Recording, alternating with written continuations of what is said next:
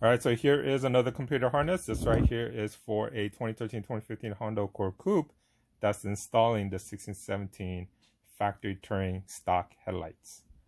Unlike the sedan, as you can see, the connectors are different. In matter of fact, Honda doesn't use the same connector even for all different trim. And so if you have an LX, LSX, or even a Sport EX, EXL, it can be different connectors. So that is why I always ask you, hey, what car, what year, and trim is your vehicle, so that I can make sure that you get the correct harness with the correct connector. It's not one harness fits all.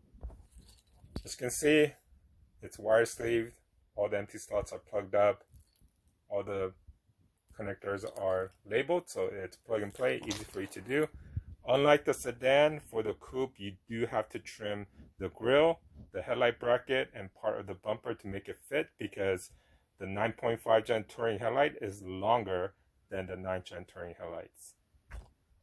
Now, if you have a 4-cylinder, you're going to need a parking light adapter, something like this, that's going to get connected to the DRL plug right here. The V6 has this plug. If you have a 4-cylinder, it doesn't. And so this is the conversion for the 4-cylinder. But if you have a 4-cylinder, just know that the LED strip on the touring headlights will only turn on at full brightness. It will not dim out, and also it will not turn on with just the car turned on. It would only turn on if you're using this adapter harness when the headlight is turned on. Now, if you want it to turn on, if you want the LED strip to turn on whenever you have the headlight turned on, then you have to purchase this custom DRL relay harness that's going to convert the high beam DRL on the 4-cylinder to the LED strip DRL found on the V6 and also the touring headlights. So this will convert that, where the LED strip will turn on at full brightness during the day, and it will dim out at night whenever you have the headlight turned on, just like factory.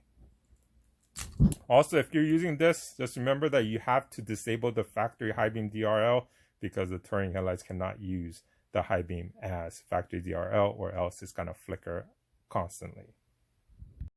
All right, so here is a picture of it. So the top one right there is a 2013 to 2015 Honda Accord Coupe, and those are the headlights they currently have.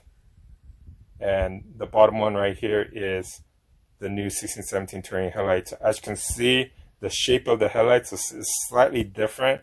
The angle of the inside that goes to the grille is different, and so that's why you need to shave if you're going to keep using the top grille, so that the bottom grille can fit.